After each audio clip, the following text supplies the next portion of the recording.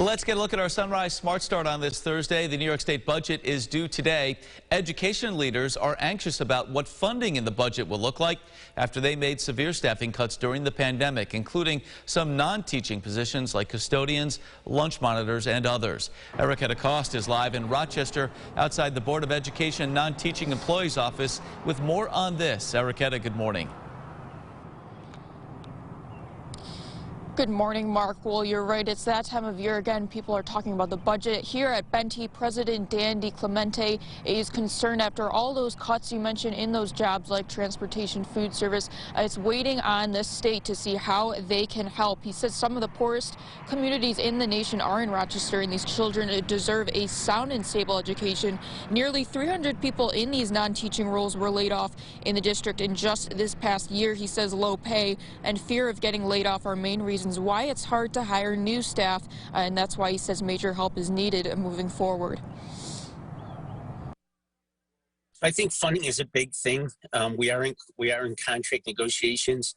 They need to raise the pay rates in order to attract the quality of people that we need to serve our kids. There's been a lack of cook managers just based on the fact that a lot of people resigned, retired when the shutdown hit and they were laid off. So the district is on the right track. They're going to hold a job fair. We'll be following the district's budget meetings in the coming days and bringing you the latest information. Another main topic of concern they're discussing is a decline in student enrollment as well. Mark? All right, Erica, thank you for the live update from Rochester this morning. The Rochester City School District, we should note, will hold a budget meeting coming up next Tuesday.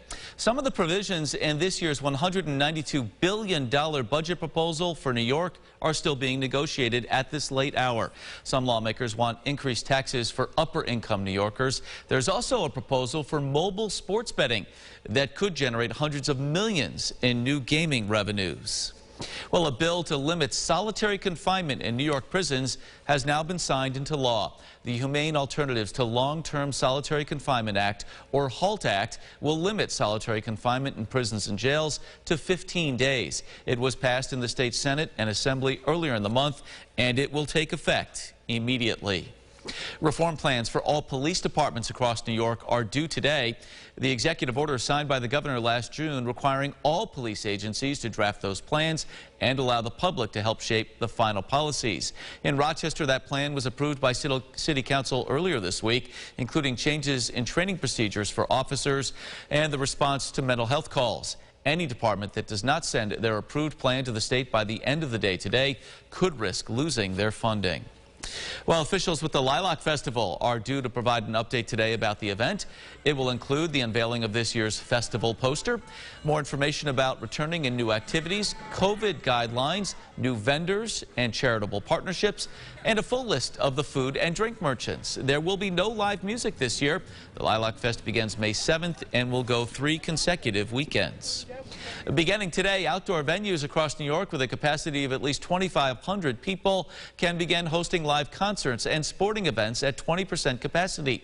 That's up from 10%. Proof of a negative COVID test or proof of vaccination is required to attend events at those venues. Quarantine no longer required for those traveling here to New York from within the U.S. beginning today. The State Department of Health is still recommending quarantine. Mandatory quarantine is still in effect for all international travelers, and all travelers will still be required to fill out the traveler health form after a flight here to New York from another state.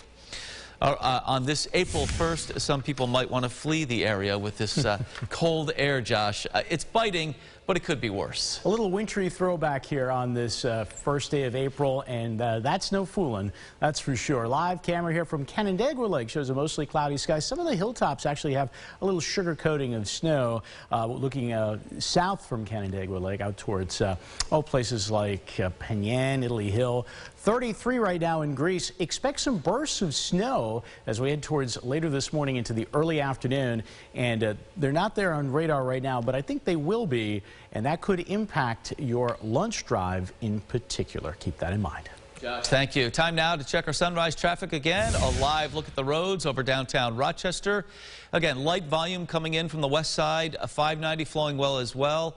390, a reminder, construction along Lehigh Station Road. The shoulder there is closed, so might take a few extra minutes if you're headed through that area this morning. To Washington now. President Biden unveiling his massive infrastructure plan. It's already facing backlash over the price tag. We are joined once again live by Washington correspondent Kelly Meyer this morning. Kelly, good morning. Just how much money are we talking about, and when might we see some of these changes take effect? Good morning. Well, President Biden says the $2 trillion in spending would come over the next 8 years, and he's calling it a once-in-a-generation investment in America. Kelly, let's follow up on that now. What are the chances Republicans get on board with what the president is proposing? So as of right now, Republicans, as they hear the initial details of the plan, they are saying that this is really not an infrastructure plan. They call it, as Senate Minority Leader Mitch McConnell calls it, a non-infrastructure plan, saying that it's more about the Green New Deal and a climate change bill than an infrastructure bill. He's also saying that this will cause the largest tax increase in history.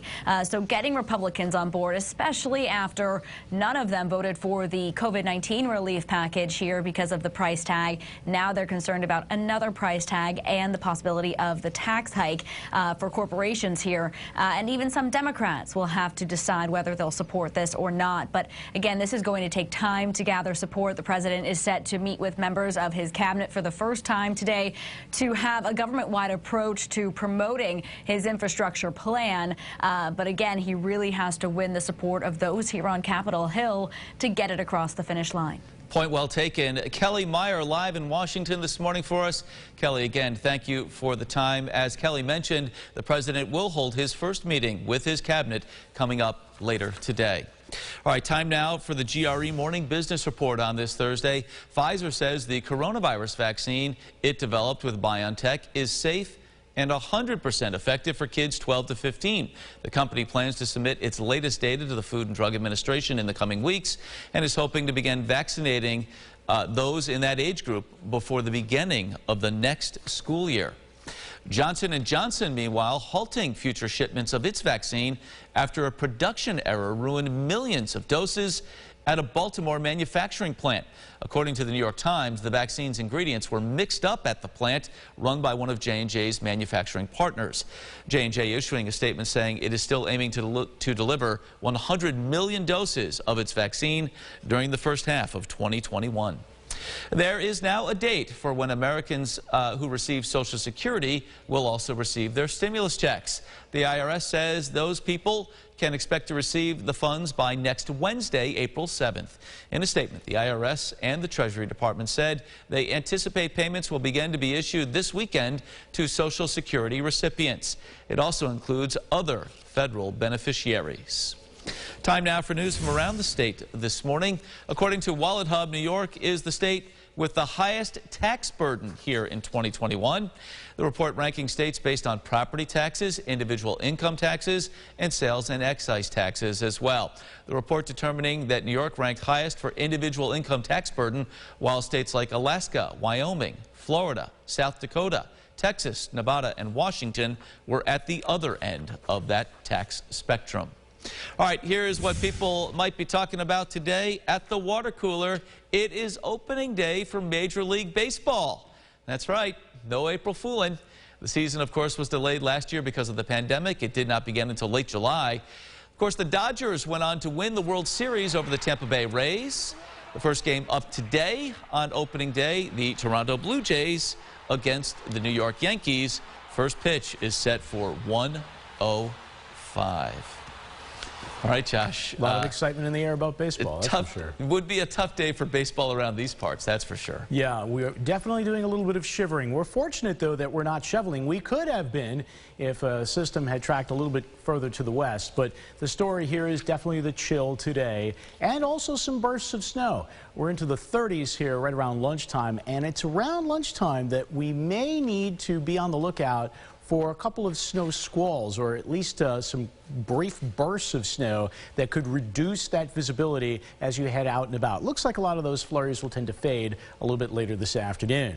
Still cloudy here in Canandaigua Lake, but here in Rochester and points northwest, we have some breaks in the clouds, so we're dry early on, and then some of those flurries that are flying there upstream, those will try to get here again midday. So keep that in mind, a little wintry start to the month of April. All right, Josh, thank you.